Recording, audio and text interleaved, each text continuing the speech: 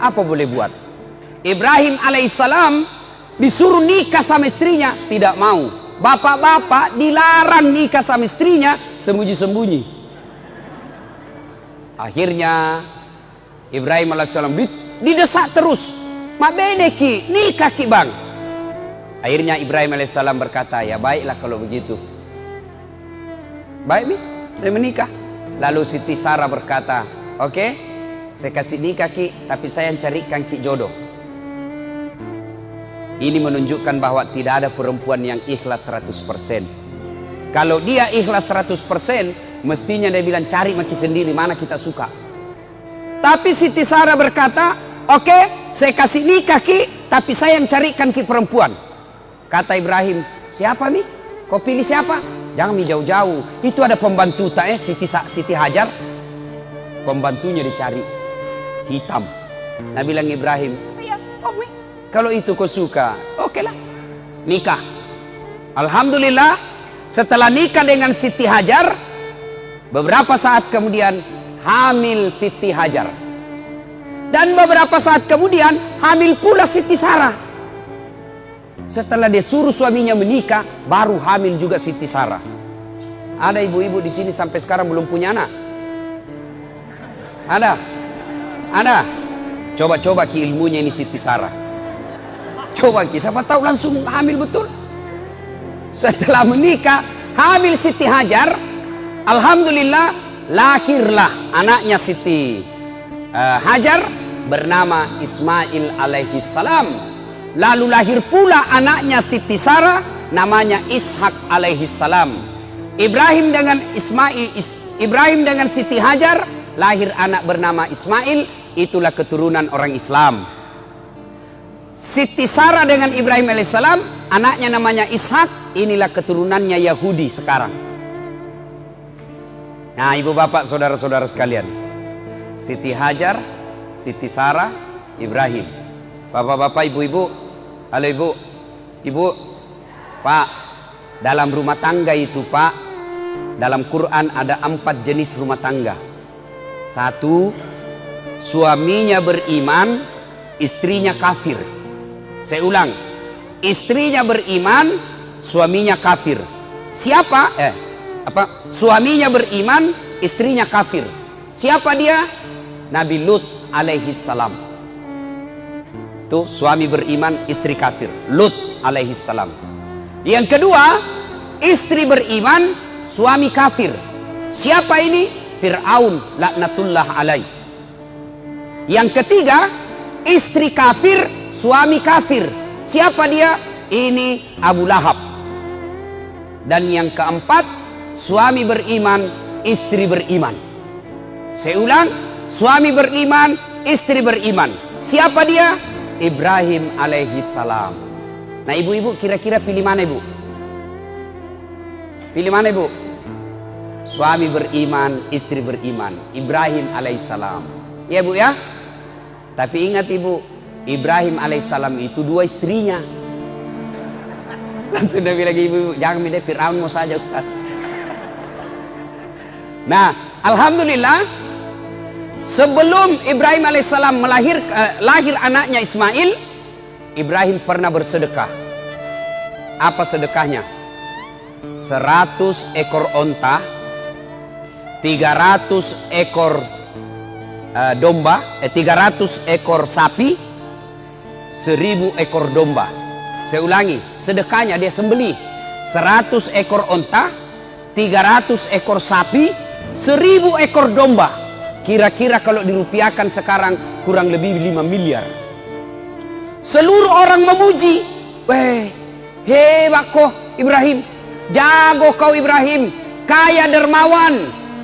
Dipuji satu kampung. Mendengar pujian ini, Ibrahim alaihissalam muncul penyakit manusianya. Apa penyakit manusia? Senang dipuji. Tidak ada orang pak tidak suka dipuji. Semua orang senang dipuji, termasuk saya.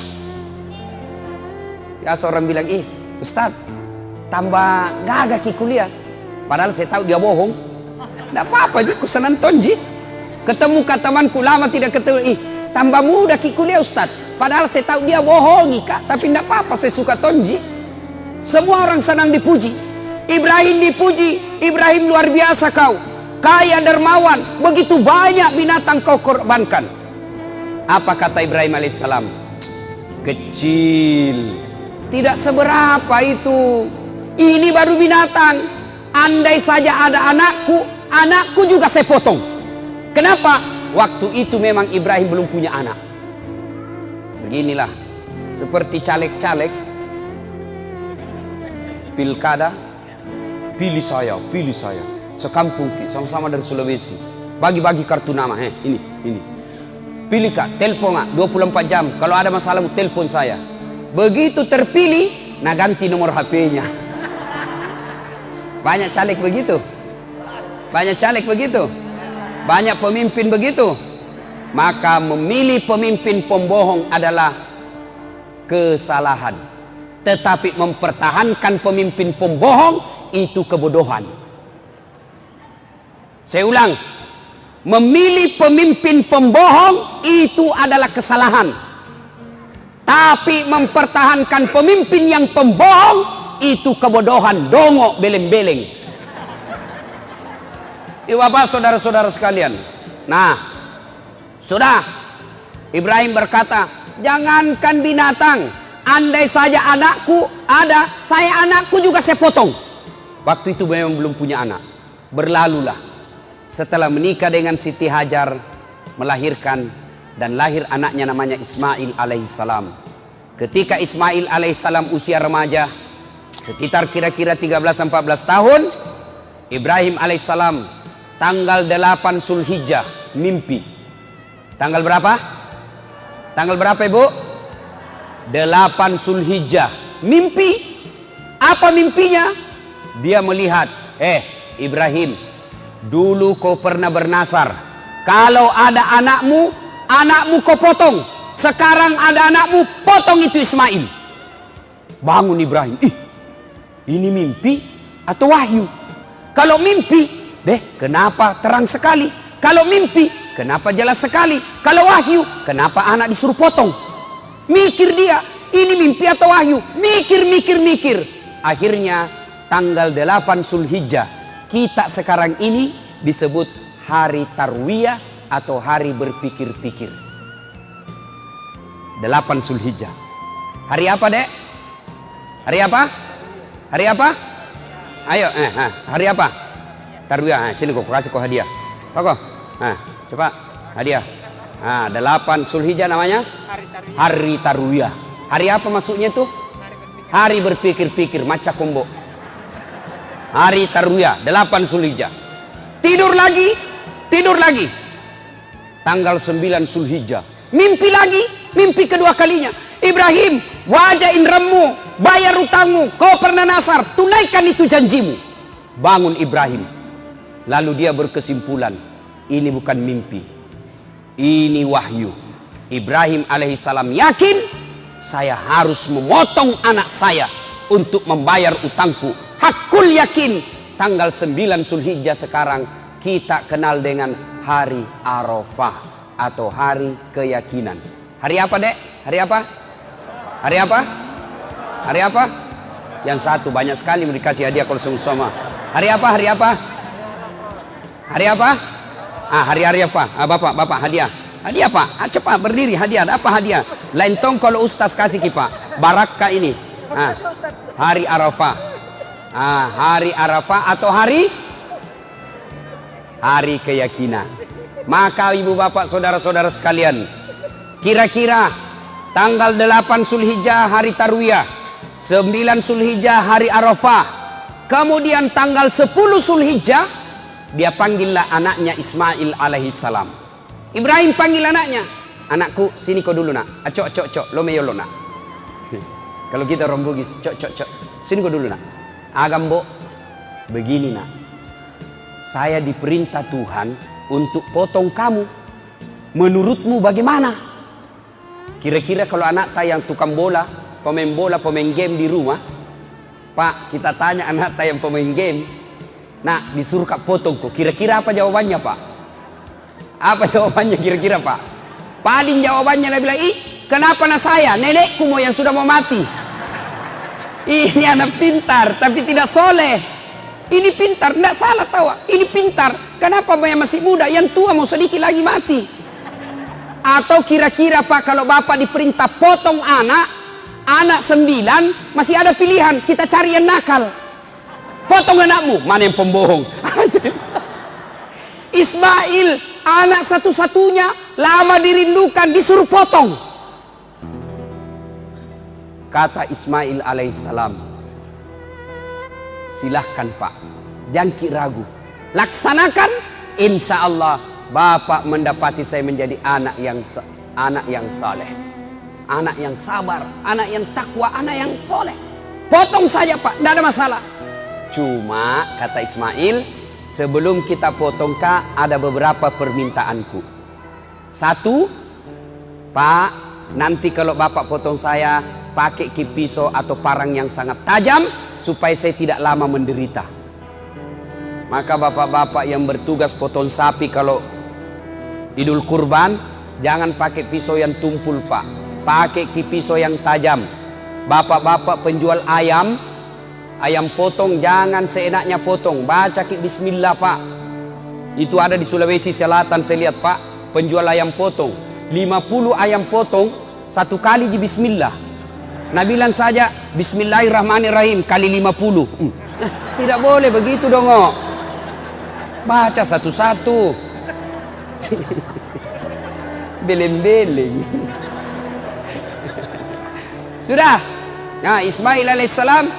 Yang kedua kata Ismail, tutup mata Pak, tutup begini. Kenapa? Kalau kita lihat Kak, nanti ragu-ragu kita sayang Kak. Enggak mau itu. Yang ketiga Pak, tolong ikat tanganku, ikat kakiku, supaya saya tidak meronta-ronta. Masya Allah. Yang keempat kata Ismail alaihissalam, tolong ini bajuku yang saya pakai jangan kena darah, supaya tidak lihat bamaku. Dan yang kelima kata Ismail alaihissalam, tolong ketika saya sudah wafat, jangan ada anak-anak yang lewat depan rumahku seumur saya, supaya mamaku tidak ingat kekasihan kalau lihat itu anak. Baiklah, pergilah Ismail, dimandikan. Nabi bilang Ibrahim, dia bilang sama istrinya, yang sayang, kenapa kita ketawa? Itu Ibrahim Pak, romantis sama istrinya, tidak seperti bapak-bapak. Waktu nanti pacari istrinya sopan sekali, tabe endi, hati-hati sayangku, terserah kita. Aduh, hati-hati hati-hati ada batu di depan tak. Kasih nak. Itu dulu waktu udah dipacari. Sekalinya sudah ada anaknya 2, tahan tuh kaki istri, apa kita bilang? Di mana simpan matamu dongo? Coba. Ibrahim alaihissalam tidak seperti itu, dia panggil istrinya, yang sayang, kenapa Kideng? Tolong saya mandi itu Ismail, kasih pakai baju baru, sisir rapi-rapi rambutnya, kasih parfum. Mau apa? Saya mau bawa jalan-jalan anak tuh. Baiklah.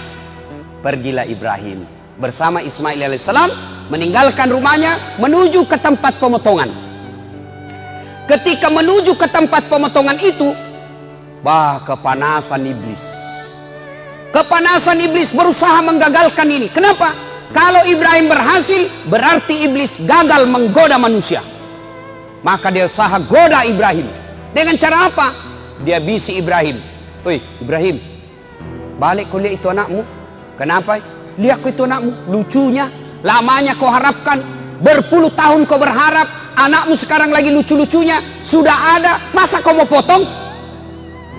Apa kata Ibrahim alaihissalam?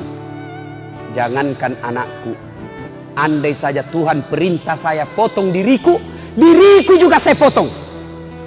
Ibrahim alaihissalam ambil batu, dia lempar itu iblis. Pergi kau iblis, ishab ya lep, pak, pergi kau. Kena pantatnya, lari sampai di balik papan, balik lagi. Gagal goda Ibrahim. Dia goda istrinya. Siapa namanya istrinya tadi, Dek? Siapa?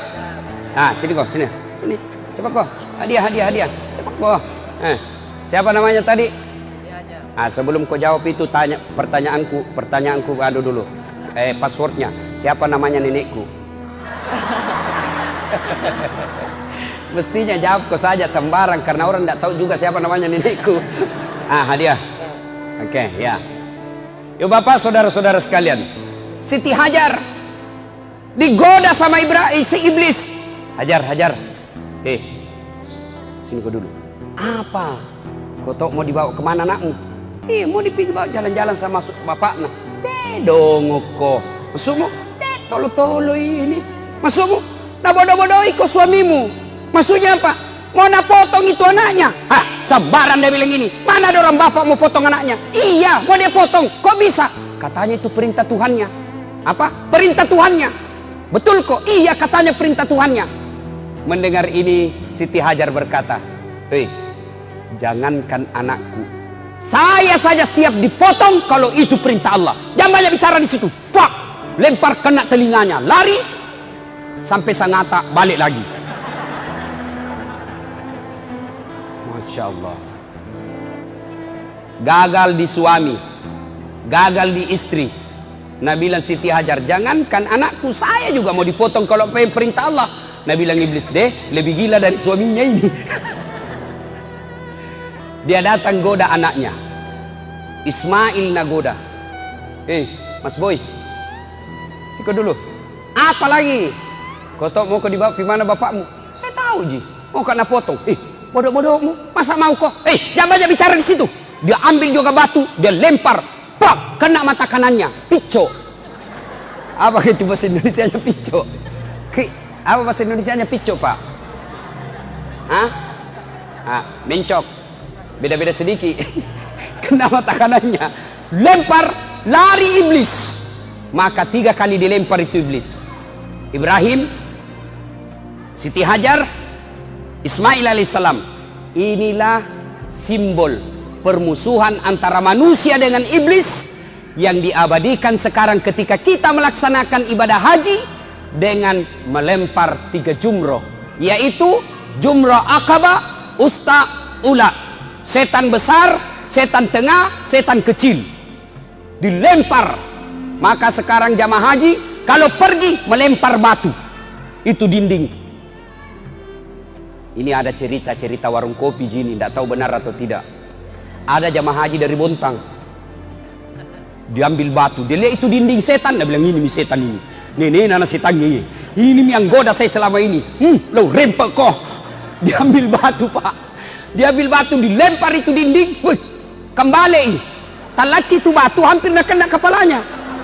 Dia pungut itu batu, begitu dia pungut dia buka, ada batu tulisannya, sesama setan dilarang saling melempar. Dia bilang, kau di sini kau lempar Kak, di Bontang bersahabat Ki. Akhirnya apa? Sudah lempar 3 jumroh itu. Sudah sampailah Ibrahim bersama Ismail di tempat untuk disembelih. Bapak-bapak, ibu-ibu, biasanya kalau kita pergi haji atau umroh, itu kan biasa kita pergi dibawa tur, ya. Biasa kalau sudah lewat Padang Arafah, kemudian masuk Musdalifah, biasanya itu tour leader atau mutawib atau ustadz bilang di atas bus, Bapak Ibu lihat ke arah kanan, di atas bukit setelah rumah raja, istana raja, ada di atas bukit seperti pos satpam. Disitulah tempatnya Ismail alaihissalam dibaringkan, dipotong sama bapaknya. Itu ada itu tempat sekarang. Mudah-mudahan Allah berikan rezeki, umur yang sehat. Bapak ibu semua, adik-adik semua bisa datang ke tempat itu. Amin. Sudah. Diikatlah tangannya Ismail, diikat kakinya. Ibrahim alaihissalam tutup matanya, diambil pedangnya, dihadapkan pipinya Ismail ke tanah. Dia kasih lengket di tanah pipinya. Lalu dikeluarkan pedangnya. Dia iris lehernya. Nah gerek nih. Begitu dia gorok lehernya, tidak mempan Pak. Dek na belui, tidak mempan. Dia iris, dia keras, tidak mempan. Lalu Ismail alaihissalam berkata, pisau kundru, pisau tumpul kita pakai Pak. Nabi bilang tidak, tajam ini, tajam. Ibrahim mau yakinkan dirinya, ini pisau pedang ini tajam atau tidak. Akhirnya apa? Itu pedangnya dihantamkan ke batu. dihantamkan ke batu, batu pecah. Nah bilang Ibrahim, batu keras pecah, ini lembut kok tidak nak makan? Nah bilang Ismail, barangkali ragu-ragu ki? Tidak, ku keras mini. Akhirnya dia bilang, coba lagi yang kedua kalinya. Begitu mau dicoba kedua kalinya Pak, Ismail bilang, tunggu dulu Pak, tunggu dulu, jangan dulu. Apa lagi nak? Pak, dengar baik-baik Pak, dengar baik-baik. Ibu, dengar baik-baik. Pak, tolong lepas tanganku. Tolong buka ikatan kakiku. Jangan ikat tangan kakiku. Kenapa? Kalau saya diikat, nanti Allah berpikir, nanti Allah mengira saya tidak ikhlas. Lepaskan ikatan tangan dan kakiku. Subhanallah. Dilepas. Sudah dilepas. Digerek lagi kedua kalinya.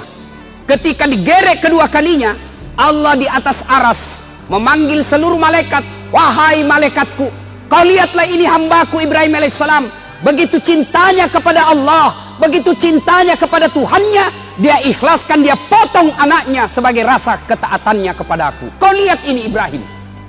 Dulu kalian mengkhawatirkan ketika Adam saya ciptakan menjadi pemimpin, kalian semua demo khawatir anti Adam, manusia merusak dunia. Ini sekarang kau lihat ini hebatnya ini manusia. Lalu dia gerek lagi tuh. Mendengar ini bahwa malaikat dipanggil semua. Lihat kau itu kata Allah. Lihat itu manusia. Mendengar ini. Lalu malaikat mengucapkan takbir. Allahu Akbar. Allahu Akbar. Allahu Akbar. Jibril.